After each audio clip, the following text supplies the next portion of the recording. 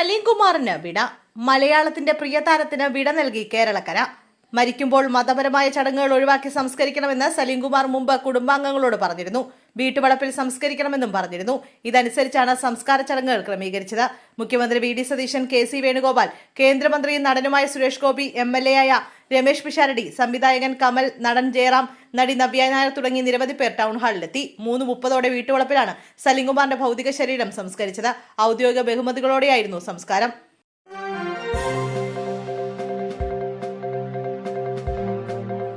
അതിശക്ത മഴയും കാറ്റും. പത്തനംതിട്ടയിൽ സ്കൂളിന്റെ മേൽക്കൂര പറന്നുപോയി. പത്തനംതിട്ട തണ്ണിത്തോട്ടിലുണ്ടായ അതിശക്തമായ മഴയിലും കനത്ത കാറ്റിലും സ്കൂൾ കെട്ടിടത്തിന്റെ മേൽക്കൂര അപ്പാടെ പറന്നുപോയി. Thannithode saint Benedict MSSC HS സ്കൂളിന്റെ മേൽക്കൂരയാണ് കാറ്റിൽ പൂർണ്ണമായും പറന്നുപോയത്. ഇത് സമീപത്തെ അയൽ വീടിന് മുകളിലേക്ക് പതിക്കുകയും ചെയ്തു. വലിയ തോതിലുള്ള നാശനഷ്ടങ്ങളാണ് പ്രദേശത്ത് റിപ്പോർട്ട് ചെയ്തിരിക്കുന്നത്. അതേസമയം സംസ്ഥാനത്ത് 5 ദിവസം കൂടി അതിശക്തമായ മഴയ്ക്ക് സാധ്യതയുണ്ടെന്നാണ് കാലാവസ്ഥാ പ്രവചനം. ഇതുപ്രകാരം വിവിധ ജില്ലകളിൽ ഓറഞ്ച് അലർട്ട് പ്രഖ്യാപിച്ചിട്ടുണ്ട്.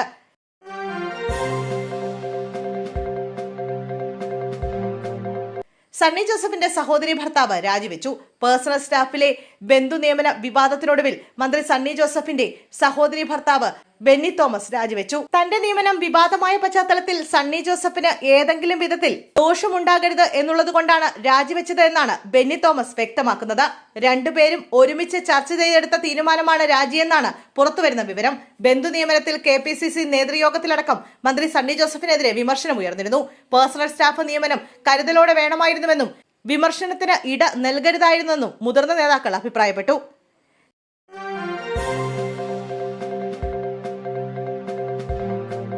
CPM-നെതിരെ ആഞ്ഞടിച്ച G. സുധാകരൻ. നിയമസഭയിലെ പ്രതിപക്ഷത്തിന്റെ പ്രവർത്തനം ദയനീയമാണെന്നും ഭരണപക്ഷത്തെ ഫലപ്രദമായി നേരിടാൻ പ്രതിപക്ഷത്തിന് കഴിയുന്നില്ലെന്നും അദ്ദേഹം പറഞ്ഞു.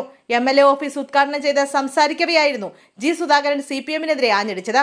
നിയമസഭയിൽ മുഖ്യമന്ത്രി വി.ഡി. സതീശൻ പ്രസംഗിക്കുമ്പോൾ അതിന് മറുപടി നൽകാൻ പ്രതിപക്ഷ നിരയിൽ ആരുമില്ലാത്ത അവസ്ഥയിലാണെന്ന് സുധാകരൻ വിമർശിച്ചു. പ്രതിപക്ഷ നേതാവ് പിണറായി വിജയൻ സഭയിൽ നനഞ്ഞ കോഴിയെ പോലെയാണെന്നും അദ്ദേഹം പരിഹസിച്ചു. KN ബാലഗോപാലിന് സംസാരിക്കാൻ അറിയില്ല. തോമസ് ഐസക് സഭയിലുണ്ടായിരുന്നെങ്കിൽ ശക്തമായ പ്രതികരണങ്ങൾ ഉണ്ടായേനെന്നും അദ്ദേഹം അഭിപ്രായപ്പെട്ടു.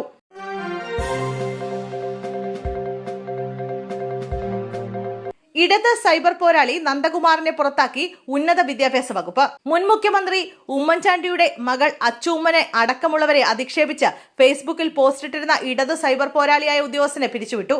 IHRD അഡ്മിനിസ്ട്രേറ്റീവ് ഓഫീസറായിരുന്ന നന്ദകുമാറിനെയാണ് ഉന്നത വിദ്യാഭ്യാസ വകുപ്പ് പുറത്താക്കിയത്. സെക്രട്ടേറിയറ്റിൽ നിന്നും അഡീഷണൽ സെക്രട്ടറിയായി വിരമിച്ച ശേഷമാണ് മുൻ സർക്കാർ ഇടത് സംഘടനാ നേതാവിന് പുനർനിയമനം നൽകിയത്. മറ്റ് രാഷ്ട്രീയ നേതാക്കൾക്കും മാധ്യമപ്രവർത്തകർക്കുമെതിരെ സർക്കാർ ജീവനക്കാരുടെ ചട്ടങ്ങളെല്ലാം മറികടന്നുകൊണ്ട് സ്ഥിരമായി നവമാധ്യമങ്ങൾ വഴി പ്രചരണം നടത്തുന്ന വ്യക്തിയായിരുന്നു നന്ദകുമാർ. സൈബർ കേസിൽ പ്രതിയായിട്ടും നന്ദകുമാറിനെതിരെ വകുപ്പുതല നടപടിയൊന്നും സ്വീകരിക്കാൻ പിണറായി സർക്കാർ തയ്യാറായിരുന്നില്ല.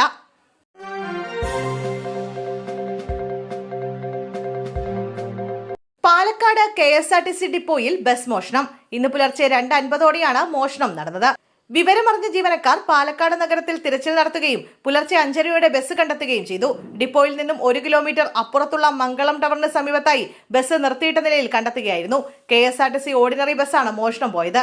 നിലവിൽ പാലക്കാട് KSRTC ഡിപ്പോ മുതൽ മംഗളം ടവർ വരെയുള്ള CCTV ദൃശ്യങ്ങൾ പോലീസ് പരിശോധിച്ചു വരികയാണ്.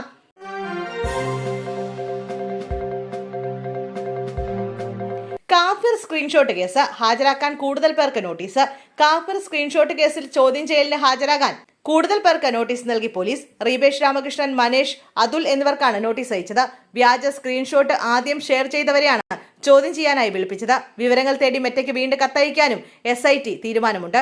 DYFI ബ്ലോക്ക് പ്രസിഡന്റായിരുന്ന റീബേഷ് രാമകൃഷ്ണന്റെ ഫോണിൽ നിന്നാണ് ആദ്യം സ്ക്രീൻഷോട്ട് പ്രചരിച്ചത് എന്നായിരുന്നു നേരത്തെയുള്ള അന്വേഷണത്തിൽ കണ്ടെത്തിയത്. റെഡ് എൻകൗണ്ടർ എന്ന വാട്സ്ആപ്പ് ഗ്രൂപ്പിലാണ് റീബേഷ് സ്ക്രീൻഷോട്ട് പോസ്റ്റ് ചെയ്തത് എന്നാണ് പോലീസ് പറയുന്നത്.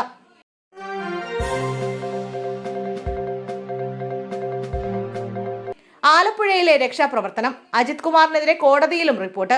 നവകേരള യാത്രക്കിടെ ഉണ്ടായ സുരക്ഷാ ഉദ്യോഗസ്ഥരുടെ മർദ്ദനക്കേസിൽ ADGP MR അജിത് കുമാറിനെതിരെ കുരുക്കുമുറുക്കിയ അന്വേഷണ സംഘം.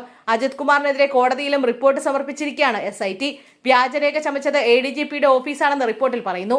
ആലപ്പുഴ സെഷൻസ് കോടതിയിലാണ് അഡീഷണൽ റിപ്പോർട്ട് നൽകിയത്. വ്യാജ റിപ്പോർട്ട് തയ്യാറാക്കിയത് ക്രമസമാധാന ചുമതലയുള്ള ADGPയുടെ ഓഫീസാണെന്ന് റിപ്പോർട്ടിലുണ്ട്. പ്രതികളെ രക്ഷിക്കാൻ കേസ് ഡയറി തന്നെ അട്ടിമറിച്ചു. തെറ്റായ നറേറ്റീവ് സൃഷ്ടിക്കാൻ വ്യാജരേഖകൾ ചമച്ചുവെന്നും SIT റിപ്പോർട്ടിൽ പറയുന്നു. മുൻ അന്വേഷണ ഉദ്യോഗസ്ഥന്റെ മൊഴിയിലാണ് അജിത് കുമാറിന്റെ പങ്ക് വ്യക്തമാക്കുന്നത്.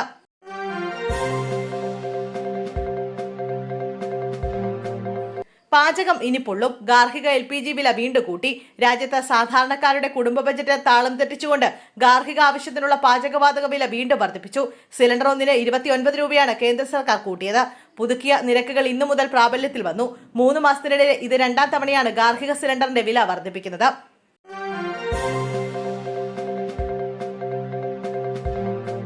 പുനലൂർ മൂവാറ്റുപുഴ റോഡിൽ ദാരുണ അപകടം. കാറും ലോറിയും കൂട്ടിയിടിച്ച് 2 പേർ മരിച്ചു, 5 പേർക്ക് പരിക്ക്. പുനലൂർ മൂവാറ്റുപുഴ സംസ്ഥാന പാതയിലുണ്ടായ ദാരുണമായ റോഡപകടത്തിൽ 2 പേർ മരിച്ചു. കലഞ്ഞൂർ വലിയ പള്ളിക്ക് സമീപം കാറും ലോറിയും തമ്മിൽ കൂട്ടിയിടിച്ചാണ് അപകടമുണ്ടായത്. പുലർച്ചെ 4 മണിയോടെയായിരുന്നു സംഭവം. അപകടത്തിൽ കാറിലുണ്ടായിരുന്ന 5 പേർക്ക് പരിക്കേറ്റിട്ടുണ്ട്. തമിഴ്നാട്ടിൽ നിന്നും വൈക്കോൽ കയറ്റി വരികയായിരുന്ന ലോറിയും കാറുമാണ് അപകടത്തിൽപ്പെട്ടത്. കൂട്ടിയിടിയുടെ ആഘാതത്തിൽ ഇരുവാഹനങ്ങൾക്കും കനത്ത നാശനഷ്ടമുണ്ടായി. പരിക്കേറ്റവരെ ഉടൻ തന്നെ സമീപത്തെ ആശുപത്രിയിൽ പ്രവേശിപ്പിച്ചു. ഇവരിൽ ചിലരുടെ പരിക്ക് ഗുരുതരമാണെന്നാണ് വിവരം.